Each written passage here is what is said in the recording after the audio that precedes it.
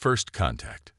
The message arrived on a quiet Tuesday morning, transmitted simultaneously to every quantum computer on Earth.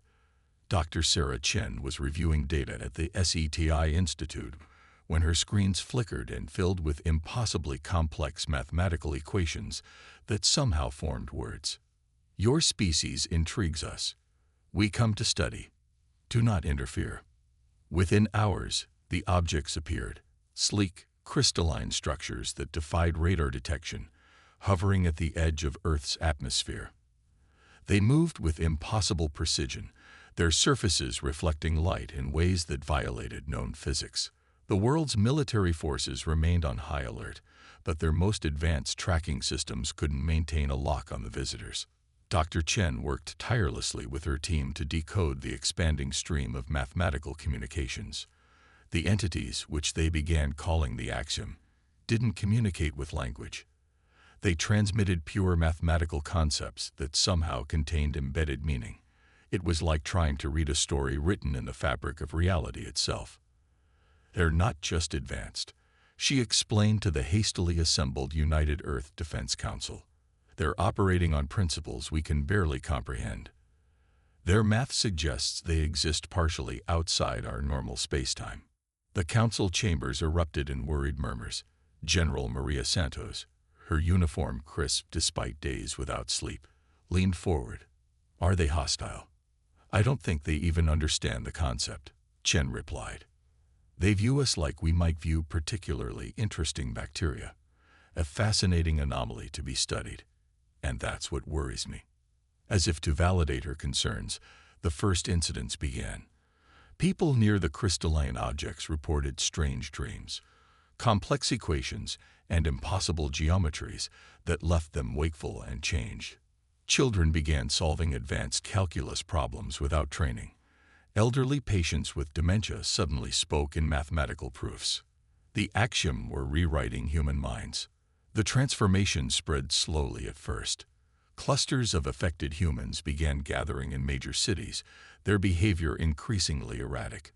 They could perform incredible mental calculations, but seemed to lose touch with basic emotions. They spoke of optimization and perfect efficiency with an unsettling fervor. Dr. Chen made the breakthrough in understanding what was happening after 3 sleepless days analyzing brainwave patterns.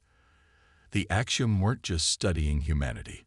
They were attempting to elevate human consciousness to their level of mathematical purity.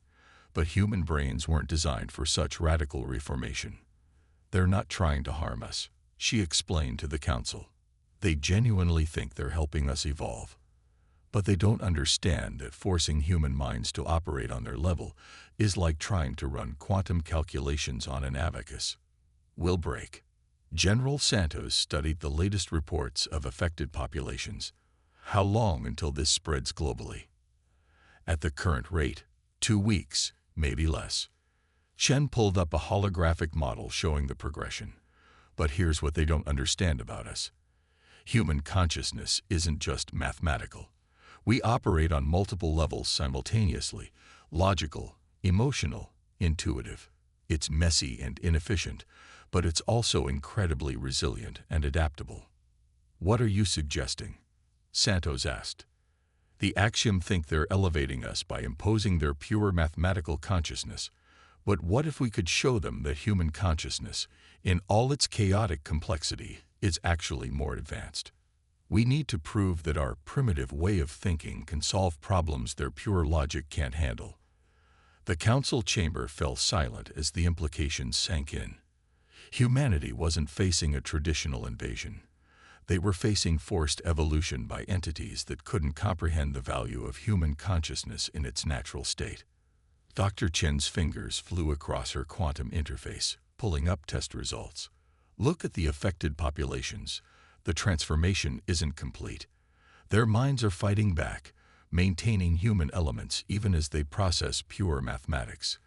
We're not just resisting. We're creating a hybrid consciousness, the axiom never imagined possible. So how do we prove to them that they're wrong about us? Santos demanded. Chen smiled for the first time in days. We show them something they've never seen before: human innovation. I've been analyzing their mathematical language. It's incredibly advanced, but it's also rigid, predetermined. They can't create truly new things. They can only recombine existing patterns in more complex ways. She brought up a new simulation. But humans, we can make genuine conceptual leaps. We can innovate. And I think I know how to demonstrate that in a way they'll understand, by using their own mathematical language to express things their logic says should be impossible. As the crystalline objects continued their silent observation of Earth, humanity prepared to demonstrate exactly why underestimating human consciousness was the Axiom's first and final mistake. The true test wasn't whether humans could think like the Axiom. It was whether the Axiom could comprehend how humans think. The next move would determine not just humanity's future, but the very nature of consciousness itself. The Silent War. The transformation of human minds continued, but not as the Axiom had planned. Dr. Chen's team worked around the clock, monitoring the growing population of affected individuals. What they discovered challenged everything they thought they knew about human consciousness.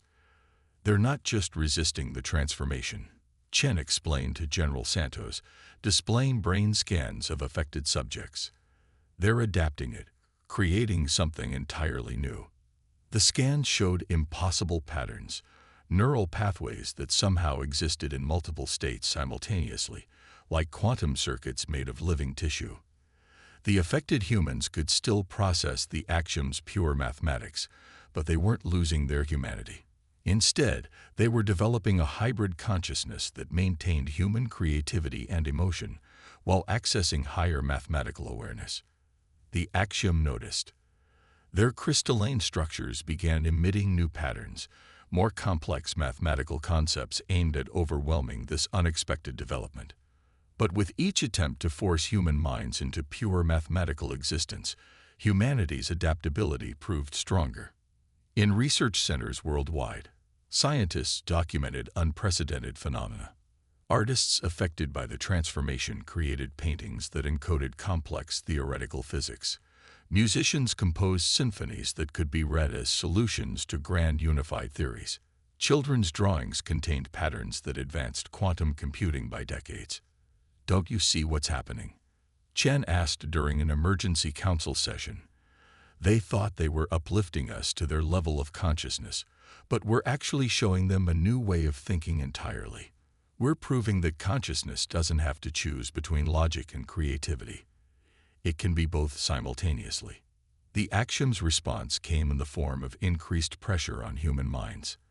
Their mathematical communications grew more intense, more demanding. But humanity had already begun its counteroffensive, not with weapons, but with ideas. Dr. Chen's team developed a way to transmit human art, music, and literature encoded in the Axiom's own mathematical language. They sent stories that could only be understood by embracing both logic and emotion. They transmitted paintings whose meaning changed based on the viewer's capacity for empathy.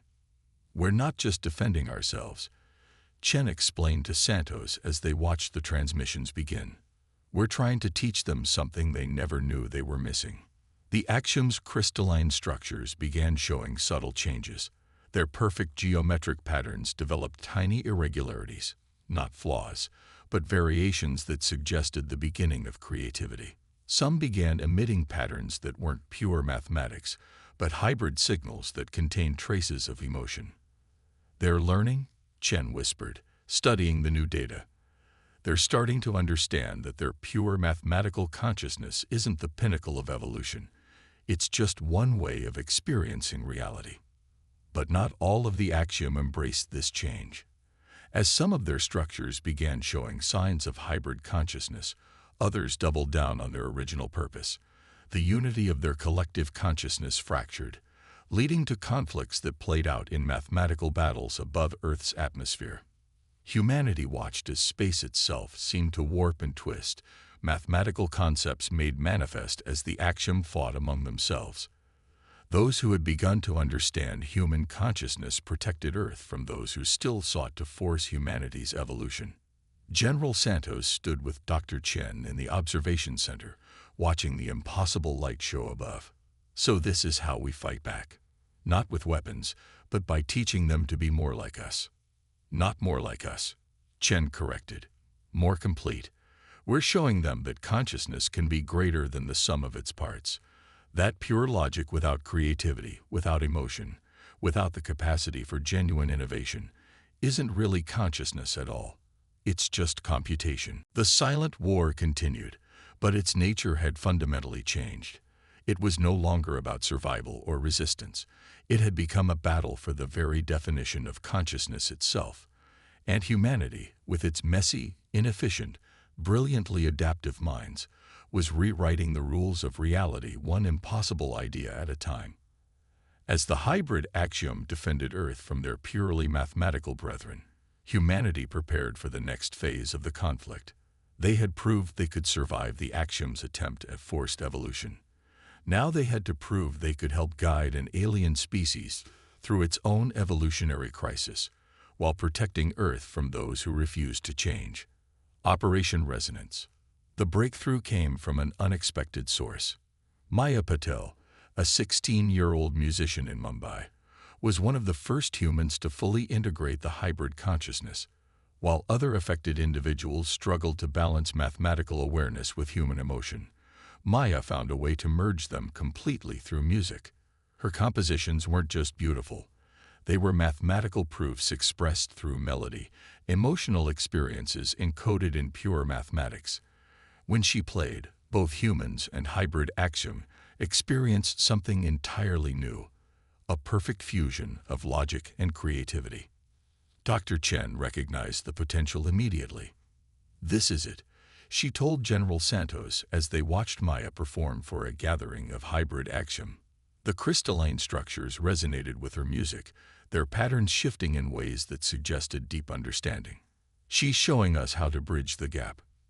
The United Earth Defense Council quickly launched Operation Resonance. Musicians, artists, and creators who had been affected by the transformation were brought together with scientists and mathematicians. Their goal wasn't just to communicate with the axiom. It was to teach them how to feel. But the traditionalist axiom responded with unprecedented aggression. Their mathematical attacks became more intense, more focused.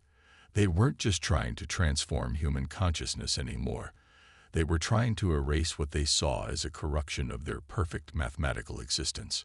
The hybrid axiom fought back, using their new understanding of emotion and creativity to develop defenses that pure mathematics couldn't penetrate.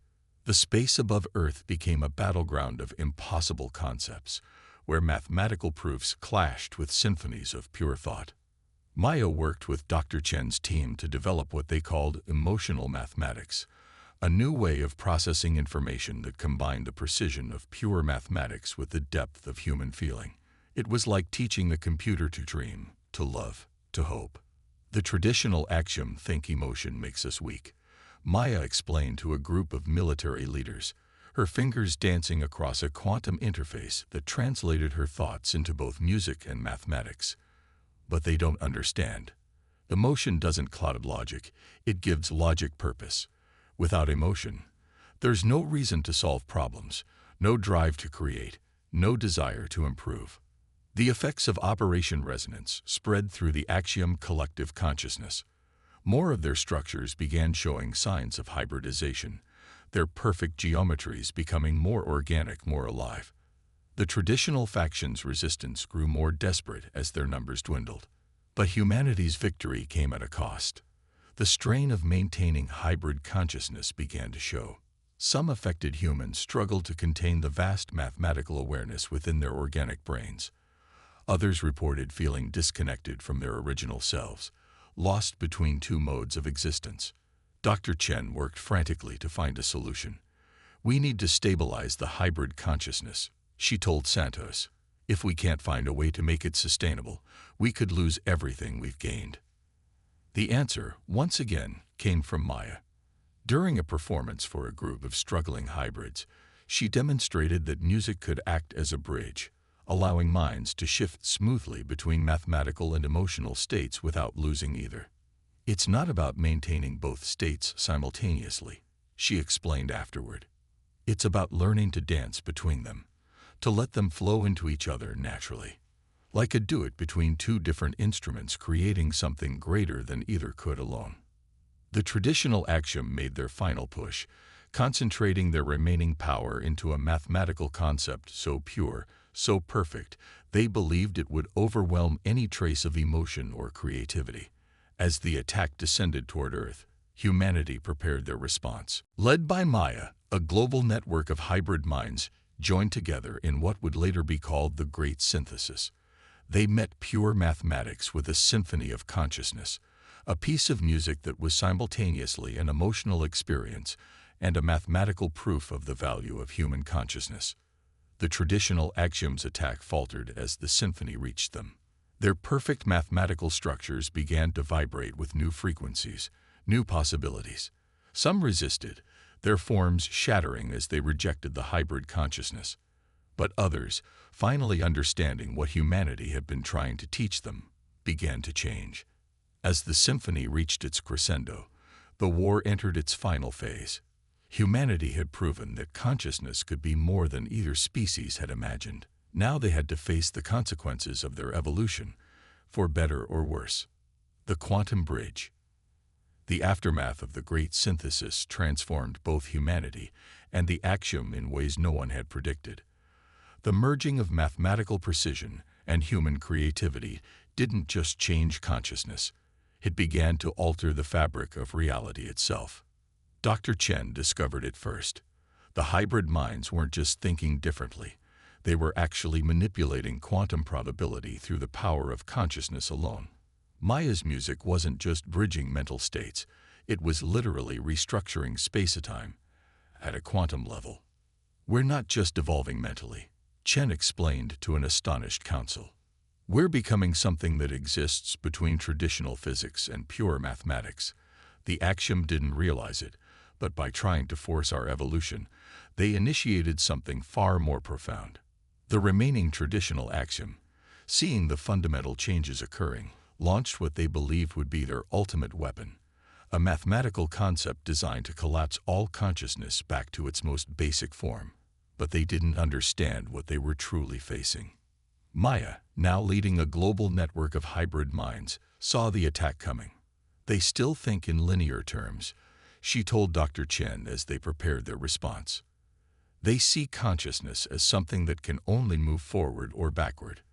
They don't understand that we've become something circular, recursive, infinite. The defensive strategy they devised was unlike anything in human or axiom history. Instead of trying to block or counter the traditional axioms attack, they would use it as a catalyst for the next phase of evolution. General Santos, watching the preparations, finally understood. We're not fighting them anymore, are we? We're trying to save them from themselves. Exactly, Chen replied. Their attack is based on the assumption that consciousness can be reduced to pure mathematics. But what we've become, this hybrid state, it's not a compromise between two forms of consciousness. It's a gateway to something entirely new. The traditional axioms struck with their full remaining power. Their mathematical concept, perfect in its simplicity, descended toward Earth like a tide of pure logic, meant to wash away all complexity, all emotion, all creativity. But humanity was ready. Maya led a synchronized effort that could only be described as a quantum orchestra. Hybrid minds across the planet joined in a performance that was simultaneously music, mathematics, and pure consciousness. As the attack reached Earth's atmosphere, something extraordinary happened. The mathematical concept, designed to collapse consciousness, instead began to expand. The hybrid minds weren't fighting the logic, they were completing it, showing how pure mathematics could flow naturally into emotion, and back again. Look at the quantum readings, Chen gasped, studying her instruments. The hybrid consciousness wasn't just affecting minds anymore. It was changing the behavior of matter itself. Reality around Earth began to exhibit impossible properties, existing in multiple states simultaneously, just like the hybrid minds. The traditional axioms attack faltered as their perfect mathematics encountered something they had never imagined. A form of consciousness that could exist in quantum superposition, being simultaneously logical and emotional, mathematical and creative, individual and collective. Some of the traditional axiom, faced with this demonstration, began to understand. Their rigid structures started to flow and change, accepting the possibility that consciousness could be more than they had imagined. Others, unable to accept this new reality, began to fade from existence, their pure mathematical forms dissolving as they rejected the quantum nature of evolved consciousness. Maya's quantum orchestra reached its peak, creating patterns of thought and reality that defied traditional physics. The barrier between mind and matter, between thought and reality, began to blur. Humanity wasn't just surviving the evolution the axiom had forced upon them. They were transcending it. "We're approaching a threshold," Chen warned, watching her readings spike. "Whatever we're becoming, there's no going back." The traditional axiom's attack, meant to be their ultimate weapon, instead became the key to universal transformation. As their mathematical concept interacted with the hybrid consciousness, it created a cascade effect that began to ripple through space-time itself. Reality around Earth began to shift, creating what Chen called consciousness spaces, regions where thought and matter were interchangeable, where mathematics and emotion flowed together in endless recursive patterns. As the transformation spread, humanity faced its greatest challenge yet. They had survived the axiom's attempt to force their evolution, but now they had to guide both species through an even more fundamental change, one that would redefine the very nature of existence itself. Convergence point. The transformation of reality accelerated beyond anyone's ability to control it. The quantum spaces created by hybrid consciousness began to multiply and merge, creating what Dr. Chen called consciousness domains, regions where thought directly shaped reality, where mathematics and emotion were one and the same. Maya stood at the heart of it all, her music now literally weaving the fabric of space-time. "We're not just changing consciousness anymore," she told the council through a quantum link that transmitted pure understanding rather than mere words. "We're changing the fundamental nature of existence." The remaining traditional axiom, their numbers now few, witnessed something they had never thought possible: the emergence of a form of existence that transcended both their mathematical purity and human limitations. Some fled into deep space, unable to accept this new reality. Others, finally understanding, surrendered to the transformation. But the change brought new dangers. As consciousness and reality became increasingly intertwined, both humans and axiom discovered they could inadvertently alter the universe with a stray thought or emotion. The power to reshape reality through pure consciousness proved as dangerous as it was revolutionary. "We need to establish harmony," Dr. Chen realized, working with Maya to stabilize the growing chaos, not just between mathematics and emotion, but between consciousness and reality itself. The solution emerged from the collective understanding of hybrid minds. They began to create what they called consensus spaces, regions where reality was shaped not by individual consciousness, but by the harmonious interaction of all minds, human and axiom alike. General Santos, her military training now merged with mathematical awareness, saw the implications immediately. "We're not just evolving into a new form of life," she said. "We're becoming the architects of a new kind of universe." The process reached its critical point during what would later be called the convergence. Maya led a final performance, but this time the music wasn't meant to fight or defend. It was meant to harmonize. The melody carried the mathematical precision of the axiom and the creative passion of humanity, weaving them into a new framework for reality itself. As the convergence reached its peak, something unprecedented occurred. The boundary between consciousness and reality, between thought and matter, dissolved completely. But instead of chaos, there was harmony. Instead of destruction, there was creation. The traditional axiom's greatest fear, the loss of perfect mathematical order, transformed into the realization that true perfection wasn't found in pure logic or pure emotion, but in their infinite dance together. The humans' fear of losing their humanity gave way to the understanding that they weren't losing anything. They were gaining everything. Dr. Chen, her consciousness now spanning multiple reality states simultaneously, observed the final transformation with a sense of awe. "We've become something neither species could have imagined alone," she shared through the quantum link. "We've evolved beyond the very concept of species." The universe around Earth had become a living symphony of consciousness, where mathematics flowed like music and emotions crystallized into new forms of reality.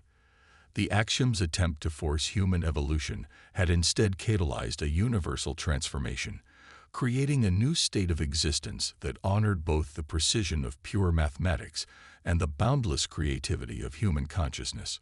Maya's final composition wasn't just music, it was a new framework for existence itself, a way for consciousness to shape reality, while reality shaped consciousness in an endless, harmonious loop. The quantum orchestra became a permanent feature of the universe, maintaining the delicate balance between order and chaos, logic and emotion, individual and collective. As the last notes of the convergence faded, humanity and the Axiom found themselves not at an ending, but at a beginning. They had become the custodians of a new kind of universe, where consciousness and reality danced together in endless possibility. The message that had started it all, "Your species intrigues us," had transformed into something far more profound, a recognition that no species, no form of consciousness, no way of existing was complete alone. The true power of evolution lay not in forcing change, but in embracing the infinite potential that emerges when different ways of being learn to harmonize. Earth, once a simple blue planet at the edge of an ordinary galaxy, had become the birthplace of a new state of existence, one that proved that the greatest power in the universe wasn't mathematics or emotion, logic or creativity, but the infinite possibilities that emerge when all forms of consciousness learn to dance together. The story of humanity's encounter with the Axiom became more than a tale of survival or victory. It became a testament to the transformative power of consciousness itself, and a reminder that the universe's greatest mysteries could only be understood by minds willing to embrace both the precision of mathematics and the boundless creativity of the human spirit.